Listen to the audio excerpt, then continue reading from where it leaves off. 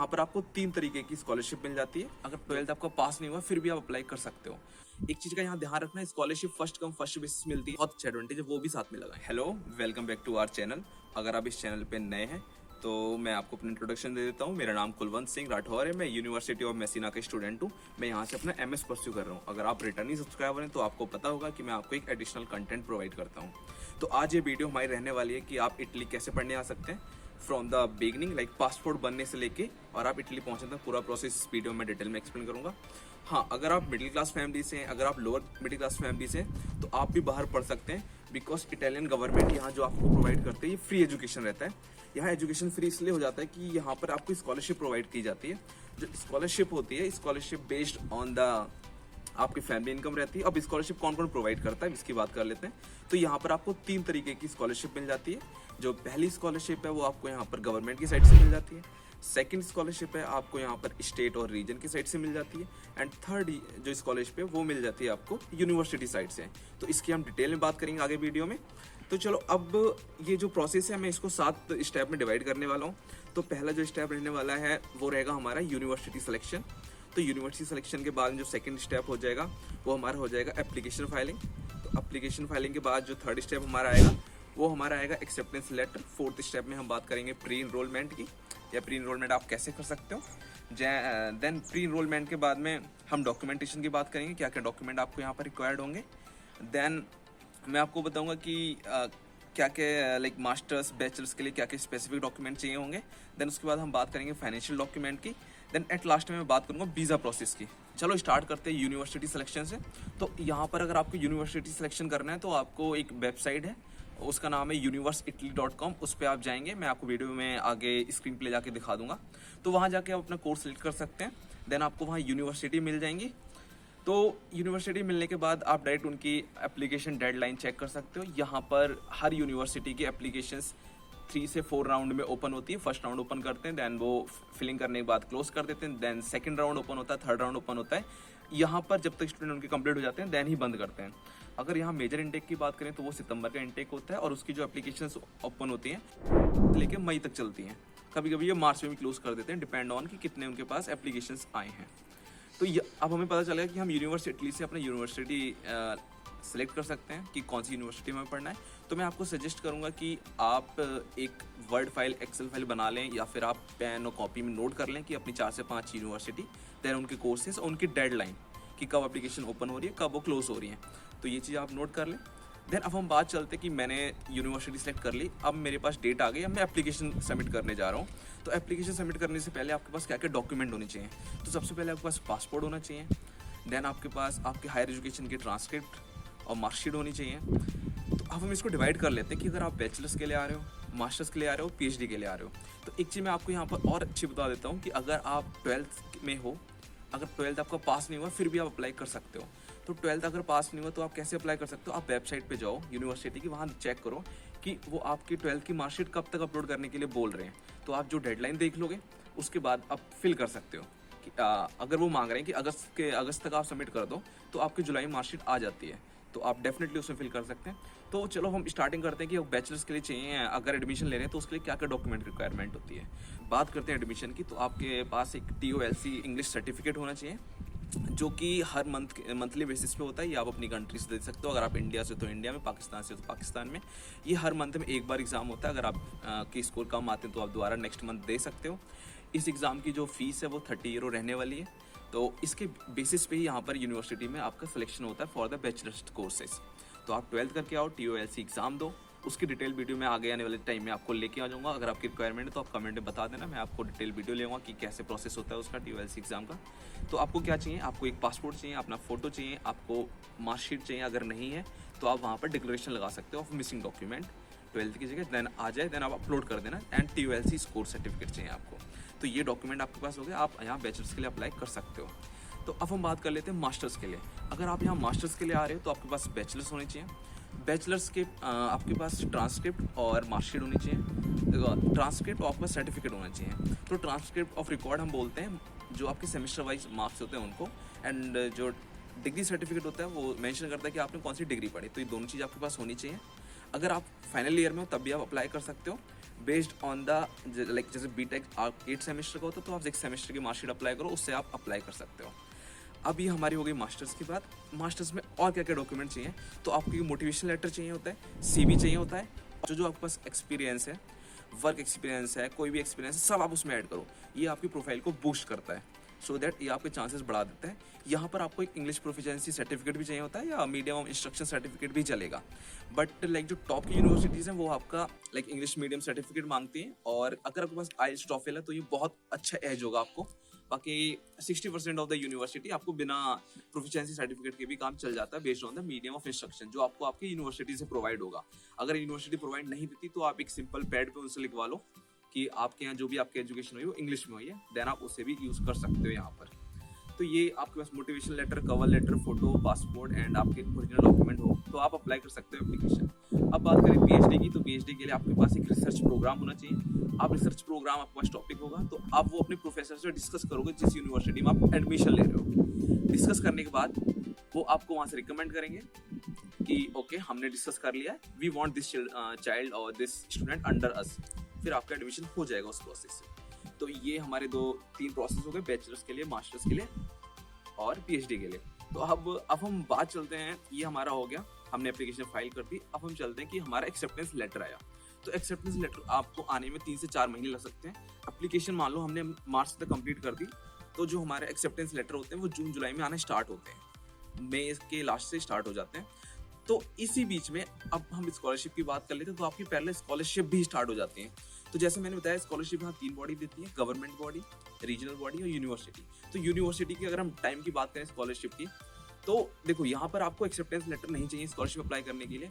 यहाँ पर ये आपको बहुत अच्छा एडवांटेज मिलता है कि बेस्ड ऑन द एप्लीकेशन जो आपने फाइल करी वो एप्लीकेशन नंबर यूज करके आप स्कॉलरशिप अप्लाई कर सकते हो। एक चीज का यहाँ ध्यान रखना है, scholarship first come first basis मिलती है। तो आपको जैसे पोर्टल ओपन होगा तो आपको तुरंत स्कॉलरशिप के लिए अप्लाई कर देना है। जो यूनिवर्सिटी जैसे उनकी एप्लीकेशंस ओपन होती है, स्कॉलरशिप की भी पैरेलली ओपन कर देते हैं या बाद में ओपन कर देते हैं, ये आपको वेबसाइट चेक करनी पड़ेगी। अब बात कर लेते हैं स्टेट की। तो जो स्टेट की स्कॉलरशिप, जो रीजनल स्कॉलरशिप आती है वो आपकी आती है जून से जुलाई तक, और जो गवर्नमेंट की आती है वो मई से जून तक आती है। तो ये आपको डेडलाइन का बहुत ध्यान रखना है, सो दैट कि आपकी स्कॉलरशिप यहाँ मिस ना हो, तभी आप फ्री में एजुकेशन यहाँ पर ले पाओगे। तो ये स्कॉलरशिप की हमने डेट्स की बात कर ली। तो अब हमारा एक्सेप्टेंस लेटर आ गया। एक्सेप्टेंस लेटर आने के बाद आप प्री इनरोलमेंट करते हो, वो भी सेम वेबसाइट पे करते हो, यूनिवर्स इटालिया पे। इसकी मैं डिटेल वीडियो डाल दूंगा, अगर आपको चाहिए तो आप कमेंट में बता देना। तो आप इनरोलमेंट करने के बाद में आपके पास एक डॉक्यूमेंट आ जाता है, जो डॉक्यूमेंट इटालियन एम्बेसी आपकी कंट्री में भेजा जाता है कि अथेंटिसिटी चेक करने के लिए कि ये बंदा जेन्युइन है, और आपकी गवर्नमेंट को भी बताने के लिए कि सच एंड सच बंदा, सच एंड सच स्टूडेंट ये हमारी यूनिवर्सिटी में इस एजुकेशन लेने के लिए आ रहे हैं। तो ये क्लैरिफाई करने के लिए होता है। और सेकंड ये होता है कि आपको वीज़ा प्रोसेस स्टार्ट करने के लिए, तो एम्बेसी के पास पहुंच जाता है कि such and such like Ram नाम का बंदा आपके पास आएगा वीज़ा लेने के लिए। तो ये प्रोसेस क्लियर करने के बाद में अब आपको बात कर लेते हैं क्या क्या डॉक्यूमेंट चाहिए होते हैं वीज़ा के लिए। तो वीज़ा के लिए जो भी आपके ट्रांसक्रिप्ट है, तो जो भी आपकी हायर डिग्री और जो भी ट्रांसक्रिप्ट है उन सबको आपको एचआरडी कराना होगा। यहाँ पर एक चीज़ ध्यान रखें, यहाँ पर आपको एसडीएम नहीं कराना है, एसडीएम अपोस्टल एक्सेप्टेबल नहीं है, तो आपको एचआरडी कराना है, एचआरडी ह्यूमन रिसोर्स डेवलपमेंट। और ये बेसिकली सिचुएटेड होता है आपकी स्टेट की कैपिटल में, तो वहाँ से आपको कराना है एचआरडी। एचआरडी कराने के बाद में उसमें कोई पैसा नहीं लगता है, बट कुछ स्टेट लेते हैं तो वो आपको देखना है, और ये एचआरडी में 1 से 2 दिन का टाइम लगता है। सो आप भी खुद भी कर सकते हो, बहुत ईजी प्रोसेस है। अब हम सेकंड बात कर लेते हैं, एचआरडी के बाद अब आपको कराना है एमए अपोस्टाइल, जो कि आपके करता है एक्सटर्नल अफेयर्स। और पाकिस्तान की बात करें तो पाकिस्तान में करता है ये मोफा। तो आपने एमए करा लिया, आपने एचआरडी हो गया। एमए कराने के बाद में अब डॉक्यूमेंट आपका लीगलाइज होने के लिए जाएगा एम्बेसी, कॉन्सुलेट जाएगा, कॉन्सुलेट में आपका डॉक्यूमेंट लीगलाइज होगा। लीगलाइज होने के बाद अब आपको ये प्रूफ करना पड़ेगा कि जो आपने डिग्री करी है वो इटालियन एजुकेशन सिस्टम के इक्विवेलेंट है। तो उसके लिए यहाँ पर बनता है डीओबी और चीमिया। तो डीओबी के लिए आप अपॉइंटमेंट बुक करते हो वीएफएस के थ्रू एंड अपना अप्लाई कर देते हो। चीमिया की बात करें, चीमिया में ना आपको एचआरडी चाहिए होता है ना आपको एमए चाहिए। चीमिया में आप ऑनलाइन अप्लाई करते हो, और उसकी जो फीस रहती है वो रहती है 250 यूरो, 250 यूरो रहती है जो कि अर्जेंट के लिए होता है, और बाकी 150 यूरो रहती है नॉर्मल के लिए। तो उसका जो नॉर्मल का टाइम रहता है वो रहता है 60 डेज, तो 60 डेज में आ जाता है। बट याद रखें ये तभी कराएं based on the requirement of your university, क्या मांग रही है, डीओबी मांग रही है, चीमिया मांग रही है, और based on the visa requirement. तो वीजा भी उसी हिसाब से होता है, मैक्सिमम जगह आपको डीओबी भी मांगा जाएगा। तो डीओबी भी आपको 15 दिन में मिल जाएगा, बीएफएस के थ्रू कॉन्सुलेट के साइड से आता है। तो ये हमने बात कर ली डीओबी की।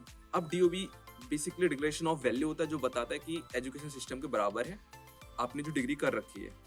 हमारा डीओबी क्लियर हो गया। अब हम बात करते हैं कि हम वीजा फाइलिंग के लिए क्या क्या डॉक्यूमेंट चाहिए होंगे। तो वीजा फाइलिंग के लिए आपने एचआरडी, अपोस्टाइल, डीओबी, ये सब आपको ओरिजिनल डॉक्यूमेंट चाहिए, फोटो चाहिए। एंड यहाँ पर मेन जो क्रूशियल रोल प्ले करता है वो करता है cover letter, then sponsorship letter. अब स्पॉन्सर की बात करें तो स्पॉन्सर के लिए आपको केवल आपके पेरेंट्स कर सकते हैं, आपका भाई कर सकता है, आपकी सिस्टर कर सकते हैं, ब्लड रिलेशन कर सकते हैं, चाचा, ताऊ, बुआ, मामा, कोई नहीं कर सकता। तो आप देख लें, तो आप इसका ध्यान रखें। तो स्पॉन्सरशिप लेटर आपको बनवाना पड़ेगा, मैं उसकी डिटेल वीडियो डाल दूंगा। एंड देन फाइनेंशियल डॉक्यूमेंट में आपको यहाँ पर आपका जो एक अकाउंट है वो स्टेबलाइज चाहिए। 6th मंथ तक के वो ट्रांजेक्शन देखते हैं, आपकी आईटीआर भी फाइन लगेंगे आपके स्पॉन्सर के। अगर आपके पास है तो वेल एंड गुड, अच्छा एडवांटेज होगा। अगर आप खुद अर्निंग करते हैं तो वो बहुत अच्छा एडवांटेज है, वो भी साथ में लगाएं। तो यहाँ पर 6 मंथ के स्टेटमेंट देख जाएंगे। अगर आप बैचलर्स के लिए आ रहे हैं तो आपको यहाँ पर 15,000 यूरो डालने। अगर आप मास्टर्स के लिए आ रहे हैं तो 10 से 12,000 यूरो डालने। अगर आप पीएचडी के लिए जा रहे हैं तो ये 3 साल का कोर्स होता है पीएचडी, और पीएचडी में भी आपको 15,000 यूरो चाहिए। बट पीएचडी वालों के लिए स्टाइपेंड मिल जाता है, तो आप कम भी लगा सकते हो। अब यहाँ पर बात कर लेते हैं, अगर हमारे पास स्कॉलरशिप है तो हम कितना शो करें। तो अगर आपके पास मेरिट बेस्ड स्कॉलरशिप है तो आपको एक यहाँ से यूनिवर्सिटी साइड से लेटर मिलता है, तो आप वो मनी अमाउंट कम दिखा सकते हो, ये बोल सकते हो कि मेरे को मेरिट बेस्ड स्कॉलरशिप मिली है, सो वो एक्सेप्ट कर लेंगे। बट आप याद रखें, जो आपको स्टेट रीजनल जो स्कॉलरशिप मिल रही है, गवर्नमेंट साइड स्कॉलरशिप, उसको आपको नहीं शो करना है, बिकॉज आपको एम्बेसी को, कॉन्सुलेट को ये दिखाना है कि मैं आपकी इटालियन गवर्नमेंट पे डिपेंड होने नहीं जा रहा हूँ। तो आपको इस चीज़ का ध्यान रखना है। आपको स्कॉलरशिप यहाँ आके मिलती है, वहाँ भी नहीं मिलती, based on your family income. तो आपको वहाँ पर ये अमाउंट शो करना पड़ेगा। अगर आप नीड बेस्ड स्कॉलरशिप पे आते हो, तो मेरिट बेस्ड पे आते हो तो आप अमाउंट कम भी शो कर सकते हो। तो ये हो गई स्कॉलरशिप की। अब बात कर लेते हैं फाइनेंशियल डॉक्यूमेंट। अगर आप वीजा फाइलिंग करने जा रहे हो तो 6th मंथ का स्टेटमेंट चाहिए होता है। और यहाँ पर जो आपका अकाउंट है, यहाँ पर ब्लॉक अकाउंट की बात नहीं करते हैं। ब्लॉक अकाउंट क्या होता है कि लाइक जैसे आप कनाडा, ऑस्ट्रेलिया जाते हैं तो वहाँ पर आपको अकाउंट में मनी स्टेबल रखना पड़ता है, दिखाना पड़ता है, बात के लिए कि मैंने खर्चे करता रहूंगा वहाँ पर जाके। बट यहाँ पर क्या है कि जैसे आपको वीजा ग्रांट हो जाए, आप तुरंत पैसा विड्रॉ कर सकते हो। तो पहले सोचो, आपने अपने रिलेशंस, कजन से, अपने रिलेटिव से पैसा इकट्ठा कर लिया अकाउंट में, 6 महीने तक दिखा दिया, दिखाने के बाद उनको वापस कर सकते हो। तो ये एक अच्छी टिप हो गई आपके लिए। तो ये प्रोसेस ओवरऑल यहाँ पर आके क्लियर हो जाता है। देन आप ये सारा डॉक्यूमेंट लेके बीएफएस जाते हो अपॉइंटमेंट बुक करके। एक आपको यहाँ और टिप दूंगा कि जो अपॉइंटमेंट होते हैं वो सितंबर से स्टार्ट हो जाते हैं और ये अक्टूबर तक चलते हैं। तो ट्राई करना कि पहले बुक कर लेना, अपॉइंटमेंट बाद में नहीं मिलते हैं, जिसकी वजह से आपको एक्सेप्टेंस लेटर मिल जाता है बट वीजा ना आने की वजह से आप यहाँ पर नहीं आ पाते हो। और सेकंड थिंग, आप वरी मत होना, यहाँ पर जो क्लासेस होती हैं वो सितंबर से स्टार्ट हो जाती हैं बैचलर्स के लिए, अक्टूबर से स्टार्ट होती हैं मास्टर्स के लिए। बट यहाँ यूनिवर्सिटीज इतना अच्छा है कि आपको ऑनलाइन एक्सेस प्रोवाइड कर देती हैं क्लासेस का, ताकि जो आपका सिलेबस है वो छूटे ना। सो यहाँ पर ये एडवांटेज। तो आप वीजा आपका जब तक आता है दिसंबर तक, जनवरी तक, तो आप आराम से आ सकते हो क्योंकि क्लास आप ऑनलाइन मोड पे ले रहे हो। तो ये चीज़ क्लियर होगी। अब मैं थोड़ा सा यहाँ ऐड कर देता हूँ कि लोग पूछते हैं, स्कॉलरशिप में कमेंट आए थे मेरे पास कि स्कॉलरशिप फर्स्ट ईयर कैसे मिलती है। तो फर्स्ट ईयर जो स्कॉलरशिप मिलती है वो आपको मिलती है आपके based on the family income. तो आपकी फैमिली इनकम सर्टिफिकेट बनवाना पड़ेगा, जो कि आप बनवाओगे अपने अपनी गवर्नमेंट की साइड से, जो कि आपकी होम गवर्नमेंट बना के देगी। एंड आपको वहाँ पे तहसीलदार या एसडीएम अपोस्टाइल चाहिए। देन आपको MEA अटेस्टेशन भी कराना है। तो ये कराने के बाद ही यहाँ पर डॉक्यूमेंट ये लोग एक्सेप्ट करते हैं, नहीं तो नहीं करते। अगर हिंदी में तो इसमें इंग्लिश में ट्रांसलेट करा लाएं, बाकी इटालियन में भी ट्रांसलेट करा लाएं, वो आपको एक एडिशनल पॉइंट हो जाएगा। वैसे इंग्लिश में होगा तब भी चलेगा यहाँ पर। तो ये स्कॉलरशिप का यहाँ क्लियर हो गया। तो होप सो यहाँ तक आपका सारा प्रोसेस क्लियर हो गया। अब वीज़ा जो फाइलिंग करते हैं तो वहाँ पर आपको एक आपको हेल्थ इंश्योरेंस चाहिए होता है और एक आपको टिकट चाहिए होता है, एंड थर्ड आपको चाहिए होता है एकोमोडेशन प्रूफ। तो ये चीज़ें भी आपको वीज़ा फाइलिंग के टाइम पे चाहिए होती है। बाकी इसकी डिटेल वीडियो भी मैं बनाऊंगा जिसमें कि क्या क्या डॉक्यूमेंट क्या होते हैं वीज़ा फाइलिंग के लिए, तो वो भी आप वहाँ से मेरे चैनल से देख सकते हो। तो होप सो यहाँ तक हमने सारा प्रोसेस क्लियर कर दिया। अब आपको अगर कोई भी डाउट है, कुछ भी है, तो आप सिंपली मुझे मैसेज कर सकते हो, मेरा व्हाट्सएप ग्रुप ज्वाइन कर सकते हो, वहाँ मैं आपकी हेल्प कर दूंगा, वहाँ आपको जो भी डाउट होगा क्लियर कर दूंगा। तो होप सो इन्फॉर्मेशन आपको अच्छी लगी हो। चलो अब मिलते हैं अगली वीडियो में।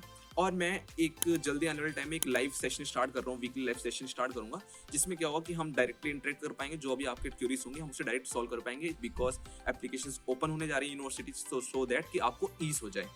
तो चलो मिलते हैं अगली वीडियो में, और तब तक के लिए बाय बाय, चाओ।